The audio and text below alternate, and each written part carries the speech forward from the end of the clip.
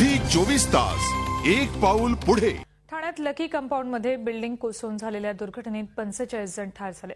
मुख्यमंत्री उपमुख्यमंत्र्यांसह अनेक नेत्यांनी दुर्घटनास्थळाला भेट दिली। आजही ढिगारा उपसण्याचं काम सुरूच होतं। तब्बल 20 तासांनीही काही जण या ढिगाऱ्यातून जिवंत सापडले, पण बऱ्याच जणांचे मृतदेह काढण्याचीच वेळ आली। आज दिवसभर हा आशा निराशेचा खेळ सुरू होता। ठाण्यातल्या लकी कंपाऊंड मधली ही विषण्ण करणारी दृश्य गुरुवारच्या संध्याकाळी होत्याचं नव्हतं झालं। 7 मजली बिल्डिंग पत्त्यासारखी कोसळतानाच अनेक जण तिच्या खाली अडकले, दबले, कोंडले गेले आणि अनेकांची आयुष्यच संपली। संपूर्ण परिसरात हाहाकार माजला। बचाव कार्य वेगात सुरू झालं। डोंगरा एवढा ढिगारा होता। तो जितक्या वेगानं हटवला जाईल तितके जीव वाचण्याची आशा होती। जीव मुठीत धरून जे वाचले ते वाचले, पण त्यातल्या काहींची मुलं बाळं, कोणाचे आई वडील, भाऊ बहीण या ढिगाऱ्यात अडकले होते। ढिगाऱ्यातून आपलं माणूस बाहेर येईल याच्याकडेच प्रत्येक जण डोळे लावून बसला होता। मेरी ननद है, देवरानी है, देवर है, नंदोई है, 5 बच्चे हैं, एक नंद के, एक देवरानी के 2 लड़की, एक नंद के 2 लड़के।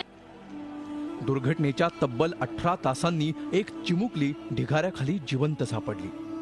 तिला आणि तिच्या आईला बचाव पथकानं जिवंत बाहेर काढलं आणि दुःखाची छटा काही काळ हलकी झाली। तिथं हजर असलेले पोलीस, बचाव पथकातले कर्मचारी, कामगार, अग्निशमन दलाचे अधिकारी यांनी टाळ्या वाजवून या बहादूर मुलीच्या लढाईला दाद दिली। या अपघातात काही लहान मुलं आश्चर्यकारकरित्या बचावली। कुठं आपलं माणूस सुखरूप मिळाल्याचा आनंद होता, तर कुठं माणूस कायमचं सोडून गेल्याचं दुःखही होतं। कार्रवाई होना चाहिए। आज जो हो रहा है सब गलत हो रहा है। अब इतने लोग अंदर दबे, कितने मर गए, उनका कौन मसूल है, कौन जिम्मेदार है उसका? इतने सब गरीब लोग, कोई अमीर आदमी तो होगा नहीं।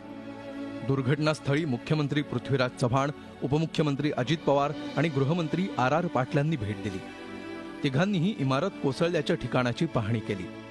मात्र घडलेल्या घटनेबाबत चकार शब्द कोणीही काढला नाही। चूक नक्की कुणाची याचा शोध लागेल। मृतांच्या नातेवाईकांना नुकसान भरपाईही मिळेल, पण ज्यांची आयुष्य या कमकुवत बिल्डिंगनं उद्ध्वस्त केली त्यांची मनं मजबूत करण्यासाठी अजित मांढरेसह ब्युरो रिपोर्ट।